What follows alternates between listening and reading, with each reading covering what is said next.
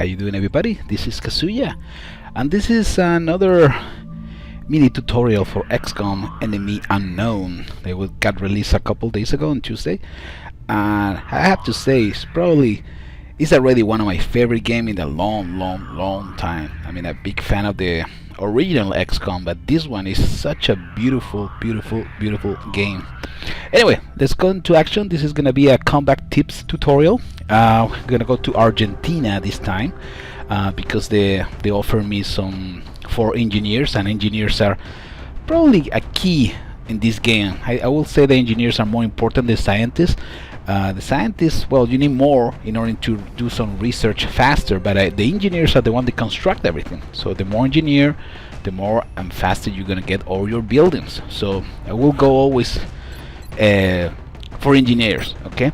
Right now, this is I'm heading into a mission. I got my arc thrower already, which allow me to knock down some aliens, and then I can capture them for some interrogation. So this is very important in order to get all those research done, right? What I'm trying to do basically, and this is going to be again as a combat tips tutorial, the idea is to have a mixed squad. All right, in this case I'm using some elite soldiers and some newbies. The idea is to get those newbies in action as soon as possible. That way they can gain experience and then can become veterans or high level ranks soldiers as soon as possible. Don't wait until the end of the game. Don't expect to have a Power Ranger squad and then the rest of the team just a bunch of newbies. The whole idea is to have 1 or 2 probably veteran units at the beginning, and trying to mix the rest of the units so you can get their rank going higher and higher and try to get more experience as fast as possible, right? The whole idea is to have a whole platoon of soldiers that they can perform any task, not just 3 or 4 that can actually carrying everything, right? They can carry the whole operation, only 2 or 3 soldiers. And remember, if you die in this game, you just die. So again, sometimes you spend so much time leveling one unit, and then sometimes it's not paying off, because if that unit gets killed, well, you need to deal with only rookies, right? So anyway, let's go. This is a abduction mission on Cordoba, Argentina. We're gonna be talking about some combat tips a little bit. I haven't researched my 6 men on the main squad. That is something that I have to get done as soon as possible. So that I will recommend you to get that part done. At least 5 is good enough for the beginning, but the whole idea is to get the full squad ASAP. Okay, so first we're gonna be using this one. This is the first, the soldier that survived the first mission, that is still alive after, I don't know, probably like 8 missions already. Oh, have some sectoids already. And I'm trying to keep him alive. He become a heavy soldier with a LMG, and he's been doing a great job. It's very powerful. I put the scope on it, so that means that I can get some more accurate shots. Okay, so that's, well, all the research that you're actually, I'm using also the hologram targeting. That means that when I'm shooting one enemy, the rest of my teammates are gonna have a better chance to actually make some damage to the same unit if it doesn't die in the first one, right? This one is my support unit, and I'm using this one basically for carrying the smoke grenades. Smoke grenades are very important in this game, believe it or not. I'm sure a lot of people are wondering what the hell I'm gonna do with the smoke grenades, but what I'm trying to do with the support character that I have is that that's the one that's gonna be carrying the medikit. So it's gonna be pretty much my support medic unit. Okay. The whole idea is to have the smoke grenades that when you have in trouble, you have one of your assault soldiers in a really bad position and under fire, you can just throw a smoke grenade and then provide some cover to him, and at the same time then you can approach to that unit and try to heal him. So that's the beautiful thing about the smoke grenade. It's not just something that it is something that you're gonna be using a lot. Okay, this is my other special unit, which is a sniper. I also give him the, his name is Sharpie. It's very accurate, and also give him the scope. Okay, Sharpie, what the hell, dude? Anyway, so I put the scope on him, so now I have plus 10 on in accuracy on to shoot from distance. That wasn't the best example. Probably one of the first shot that Sharpie actually missed, but that's the random factor that you want in this game. You don't want to be like a robot, like 100% everything. The whole idea is that the units can actually panic. They're not so good with some weapons, and that's why it's one of the most attractive things about the Firaxis games, like Civilization and this one, right? The randomness, that you can't just take for granted something. Another important thing to, and I'm sure I didn't mention yet, is the Overwatch. You always need to keep one unit in Overwatch. What it does, Overwatch, is that when somebody, an enemy, start moving in front of that unit that is in Overwatch, that unit with Overwatch is gonna attack on target, on site. I'm sorry. Okay, so as soon as they see that enemy on the in the area, he is gonna go for it. So that's why it's very important to keep that one always at least one in Overwatch. Okay, I will strongly recommend you that. And again, all the research for special vest and weapon, the plasma rifle and everything, that is very important. Also, that's something that you're gonna be doing in parallel, right? Not just going for one. See that hologram targeting that my heavy marine has allow my assault, my support unit to be more accurate at the time to shoot the enemy. Another thing that is important, and this map probably we're not gonna see it, but it's always important to get a good location for your sniper. Remember, the sniper is the one that we allow you to take care of business on distance. So sometimes you don't want to get too close. I know it's exciting to have your unit with shotgun and everything, but remember the whole idea is to try to keep as many units alive as possible so they can survive and they can gain some ranks. So even when I always keep one, usually it's only one. Right now I'm using two because just want to show you the effectiveness of the shotgun. But usually I keep only one shotgun on my squad. And that's the same guy which probably is gonna be carrying one medikit just in case, and also a heavy vest. Okay, so that's gonna be my, well, assault unit. So I always move my assault unit first.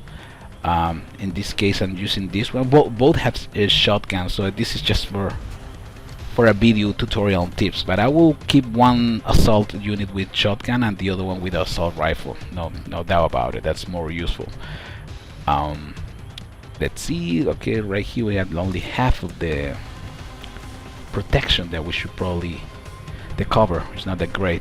I don't see anybody on site, so let me see if we can move Sharpie a little bit closer. He's the one who's gonna try to take care of business on distance. And again, I recommend you try to get the scope as soon as possible. That is one of the best research that. Ooh, okay, this is getting interesting. All right, more sectoids. The sectoid is now that we're talking about this, sectoid is one of the first, actually the first alien that you're gonna be coming across, and it's very fast, and also it's also has the attribute to try to ambush you. Okay, it's always gonna try to flank you, so you gotta be. That's what the Overwatch actually works very good with the sectoids. Okay, and also that the sectoid is not an armor unit, so you can easily take it down. The only problem with the sectoids that they can link each other. Okay, they can actually they have like a special ability, so they can heal or buff each other, creating like a link between them. But this is also working in your advantage, because if you kill the guy who is actually creating the link, both units are gonna die. So that's another tip that you need to write down. Okay. Okay, I was talking about the sniper. The sniper is always important, getting a high elevated position. Right now on this map is not that much what I can do, but let me see what I can take care of business from here. unfortunately, Sharpie again. God damn it! You know what? I'm gonna make another video just for the sniper because this one is being completely a disappointment. Damn it! Another thing. Let's go for another tip. Don't keep all your units together. All right. But by the time that you have the 6 units in your squad, it's gonna be interesting to separate the units. Okay. Try to do probably 2 squad of 3. That will allow you to cover more ground and also provide more. It's gonna be more easy to cover area and provide support to the rest of the troops, right? And remember, some enemies like the Thin Man, for example, the area of effect of his attack is quite big. So if you keep all your units together, you're gonna be in trouble. You can get all your unit poisoned in no time. So it's always important to get the. I don't know. I always prefer to have 2 squad of 3. Okay. I will probably get 1 squad with support and assault units, and the other one with heavy and sniper. I like that combo. It works very good. They complement each other very well too. So I will probably recommend you to give it a shot and do something like that. Okay.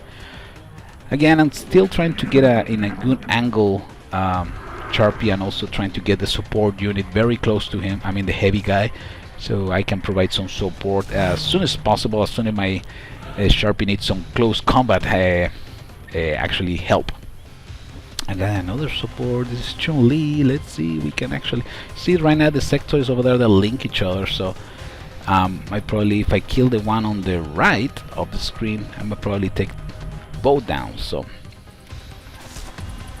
okay, another tip that is very important: take your time. Okay, most of the missions, they don't require time, so you don't need to rush it.